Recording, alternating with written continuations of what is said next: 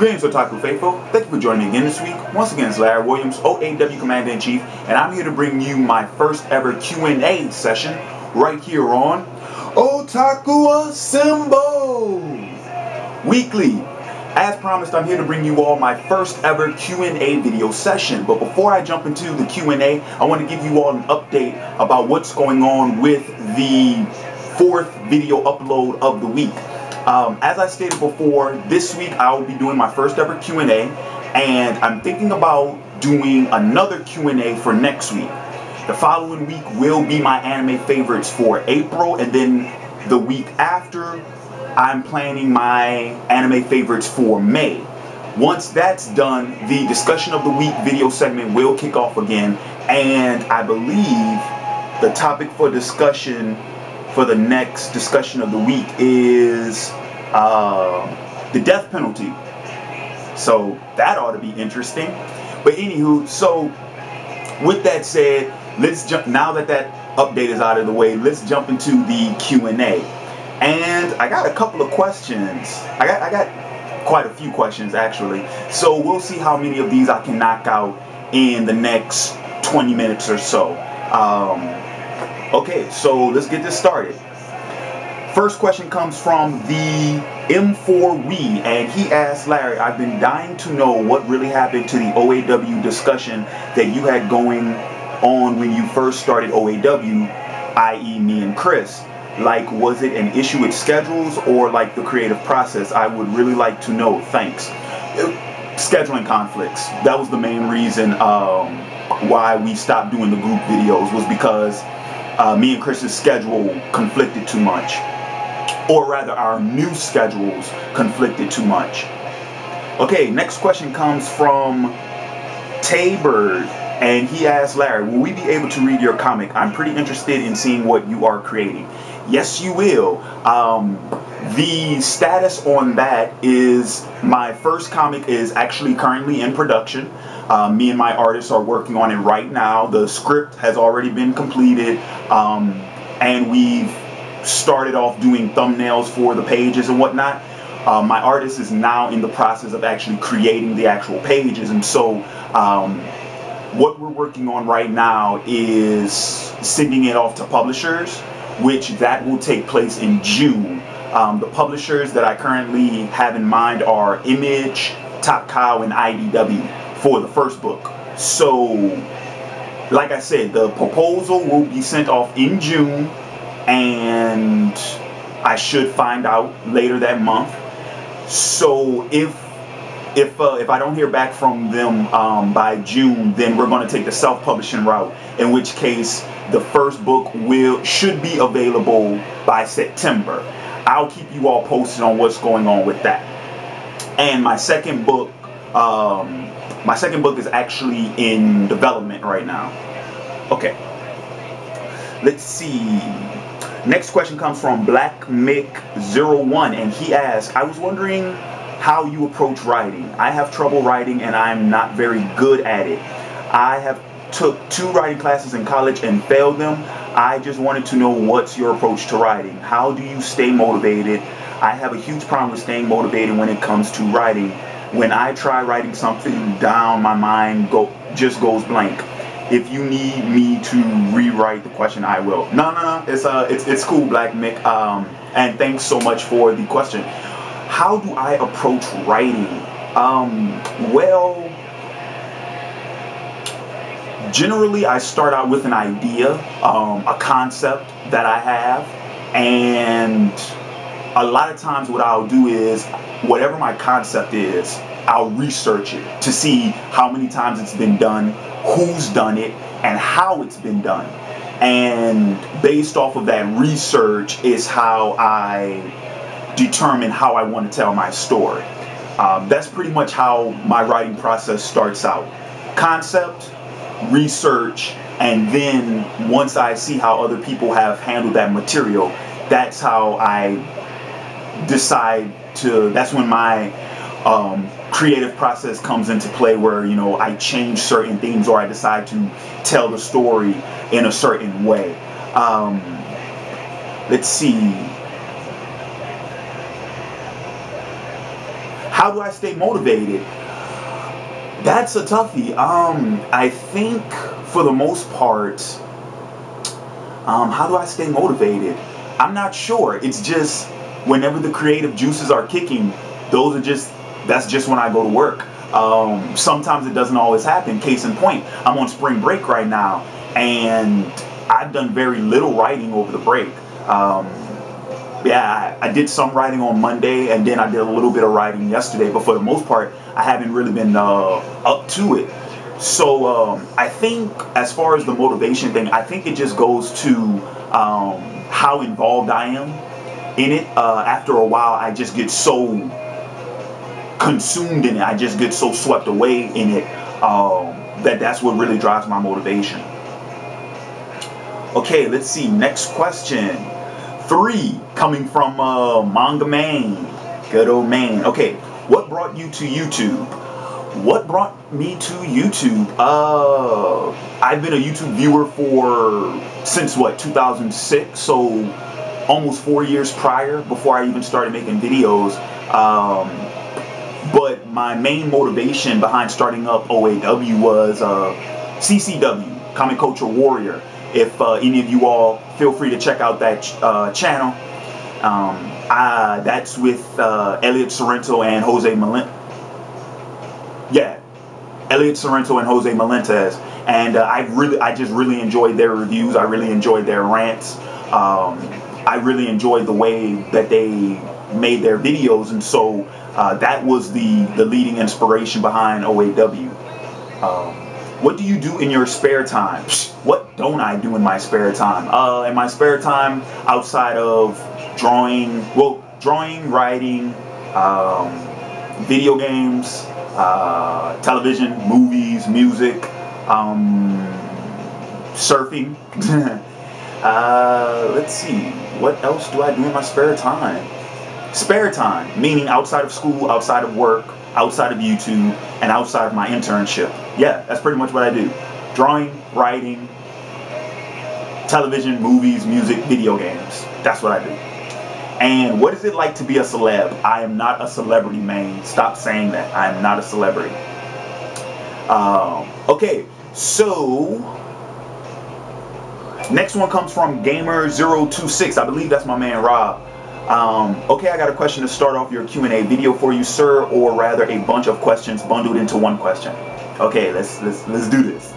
What was the very first comic book, manga, anime, cartoon, film, live-action TV series you read/watched that influenced you into becoming the writer/artist you have become now?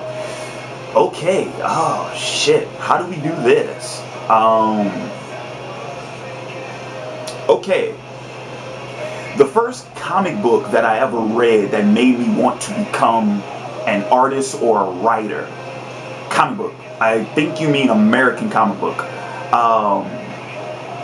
To be honest with you all, I think, because I've been reading comic books for years, but the book that really made me like, yeah, I think I want to do this was Watchmen by Alan Moore and Dave Gibbons. After I read Watchmen, I was like, man, like,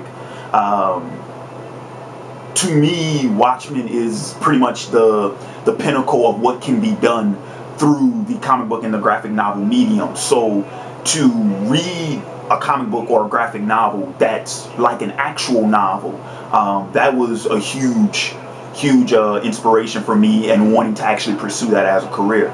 The first manga would have to be Dragon Ball by Akira Toriyama, and the first anime, Dragon Ball, also.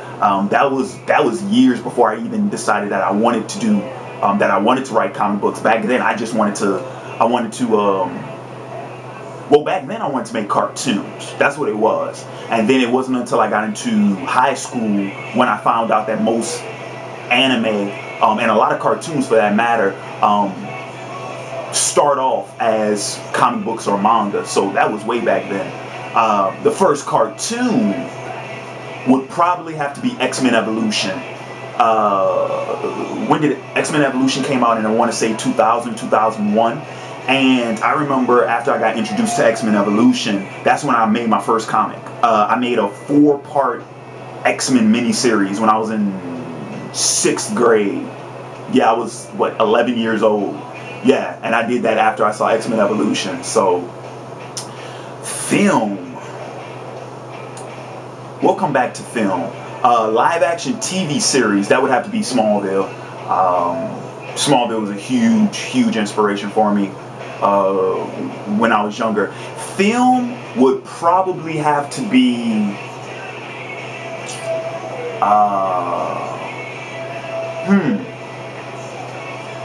I'm not even sure.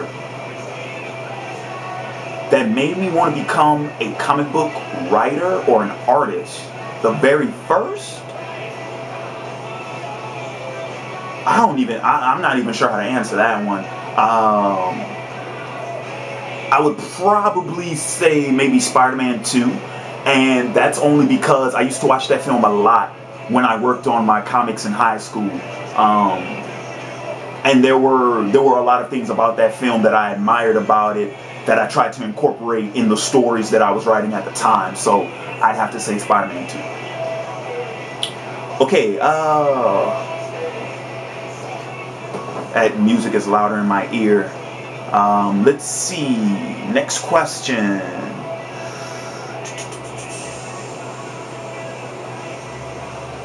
No. Oh, okay, here's a question from Chuno1? I think that's how you pronounce that. Anyway, man, I can't wait to read your comic. Will it be available to download /buy/order? Well, I mentioned that earlier, but like I said, sending that off to publishers in June, and should we take the self-publishing route, we'll have our own website set up where you can actually buy it. Let's see. Okay. Next question. Okay, here we go. Whoa. Actually, I have a lot of questions that I see from Snowy Claire. Shout out to her. Thanks for all the questions. So let's start off from number one. She's giving me a lot. For the Q&A, number one. You love and mention a lot of old school anime, but have you discovered and loved any anime that has come out in recent years? 2005 and up. I can only speak just off the top of my mind because I don't remember all of the dates, all of the original Japanese release dates for some of these. Oh no, wait, no, I do.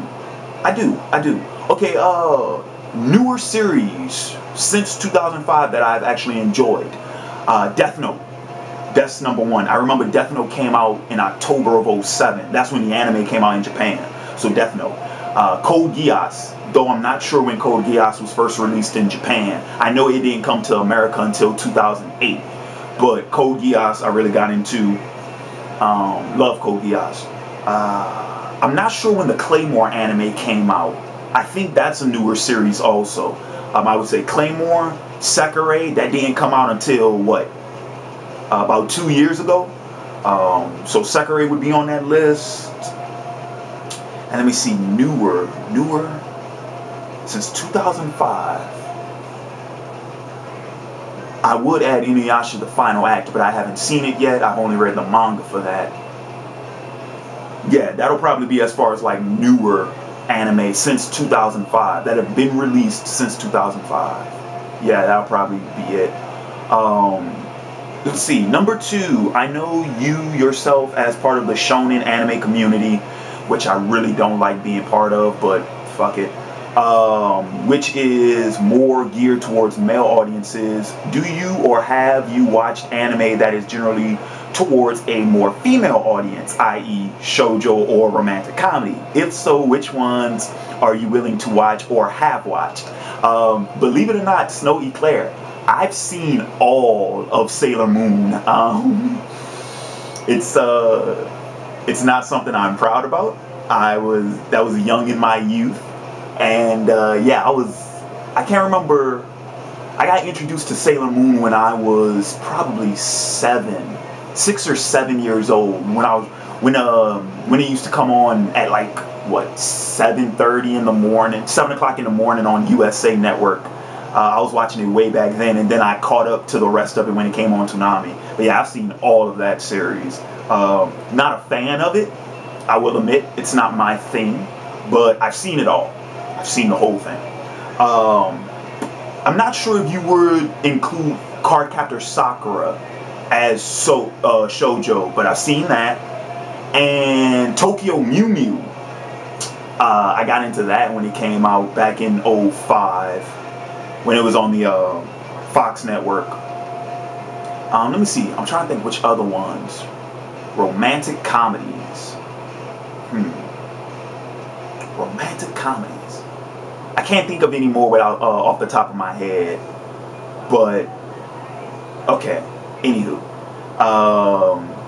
Yeah, those are the only ones I can think of just off the top of my head for the time being. Okay, for Q&A number 3, with many anime/manga closing down these days, Tokyo Pop, Bandai, etc., how do you support the anime/manga industry? People need to know how there are legal streams out there.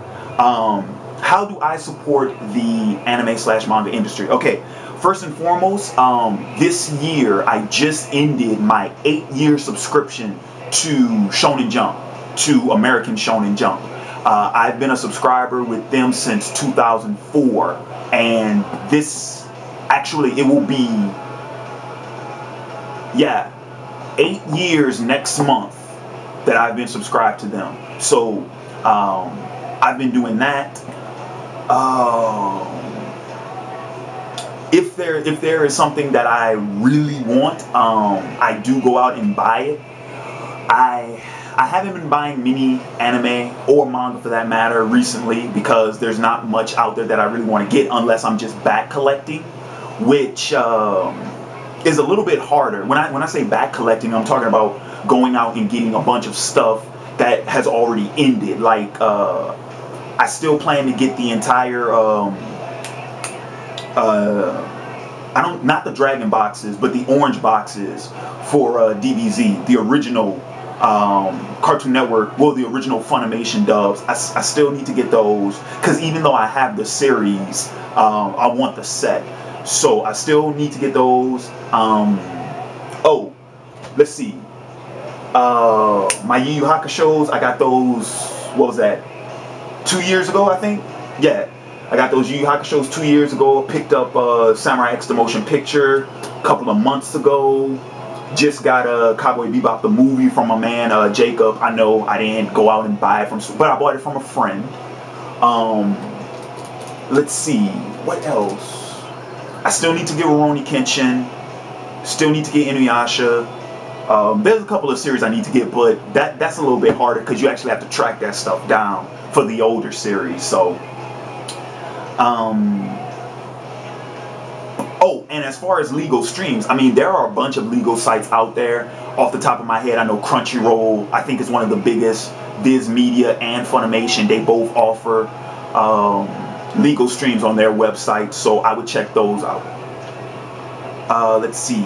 Have you ever been to an anime or comic convention? Planning on going to any? I've been to one. I went to MechaCon 5.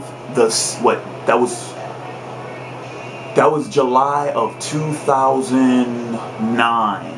So that was almost 3 years ago. That was in Lafayette, Louisiana. Since then, they've moved That's my 20-minute marker. So I'll try to see how many questions I can wrap up in the next 5 minutes.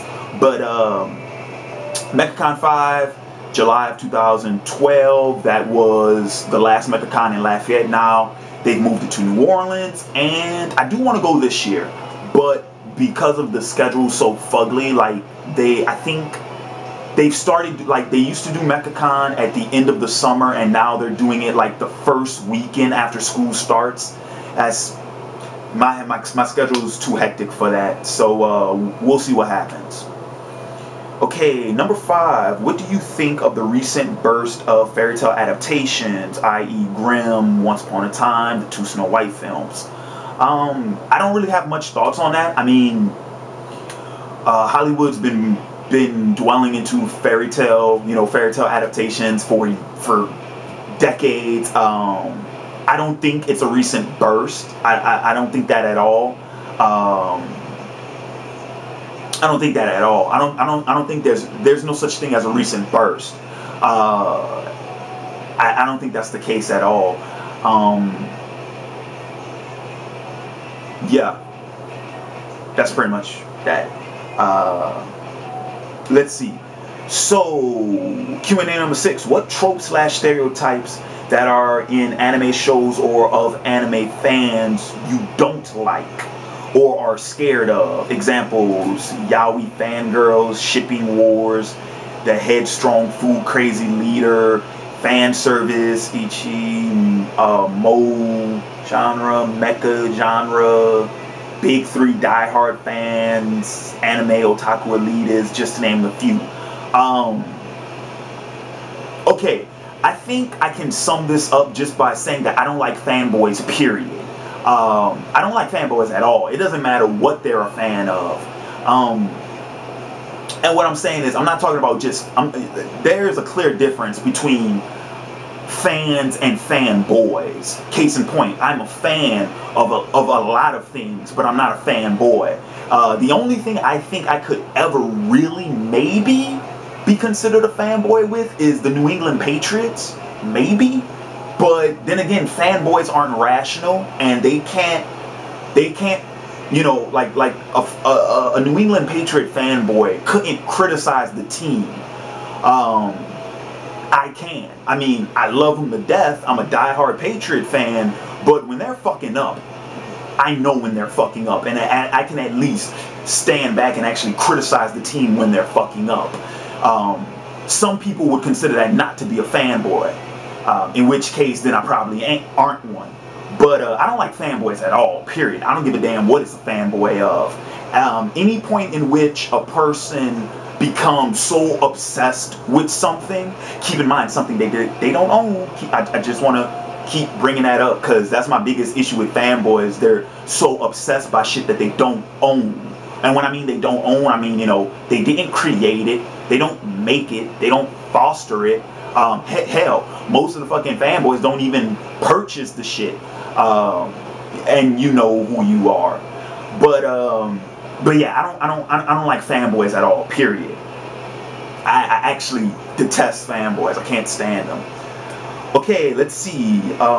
What can the American comic book industry learn from the Japanese manga industry, seeing as manga is so much more prevalent and varied in its home country? The reason, okay, first off, you have to understand the reason why manga is so prevalent in Japan is because Japan does not have as many entertainment venues as America has. Japan does have a film industry, but Japan's film industry is nothing like Hollywood, and Japan's film industry took decades to get started after Hollywood. I mean, let's face it, Hollywood's been around since what, the 1920s? The Japan film industry has only been around since what, post-World War II? So there's that to consider. The reason why manga is so prevalent over there was because that was their main source of entertainment for a very long time. We in America, we have film, we have television,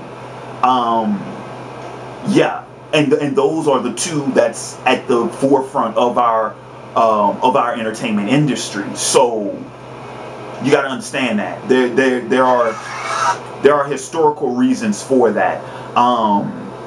As far as what the American comic book industry can learn, keep in mind that the American comic book industry is a lot older than the Japanese manga industry. Like I said, the Japanese manga industry that didn't even take off until post World War I, World War II. The American comic book industry has been around since the 20s, about as long as fucking Hollywood. So that's also something you have to take in consideration there. And to be honest, this is more of a topic that I can make a whole video about. So as far as what America can learn, I guess the only thing I can see America learning from Japan is to be more in touch with their readers. The Japanese know who their readers are, whereas the Americans, they don't. That's the only thing from the top of my head that I can think of. And seeing as how that's the end of that comment before the rest of the questions pop up, which I got a lot more questions I didn't even touch yet. But that's why I'm going to do a two-parter. I'm going to do another Q&A session next week to knock out some of these questions. So not to make this video too long, because this camera will shut off after 30 minutes. I'm gonna wrap up this Q&A, and like I said, the questions I didn't get to, I'll do next week. But also in the comments below, guys, if you have some questions that you want to see me answer in the next Q&A, by all means, drop them in the comments below. As I mentioned before, I'm looking for questions that normally I wouldn't have a venue to answer. So, you know, anything that could be a possible discussion of the week, no. Anything that could be a possible rant segment, no. I'm looking for questions that normally you would never be able to find out from me based off of the videos that I do on my channel. So those are the questions I'm looking for.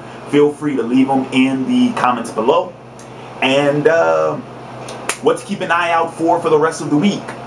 Tomorrow, Ultimate Fighter recap. Saturday, not sure if I'll do a Thundercats review. I'm not sure. It depends on the episode. If the episode's garbage, I'm not doing a review.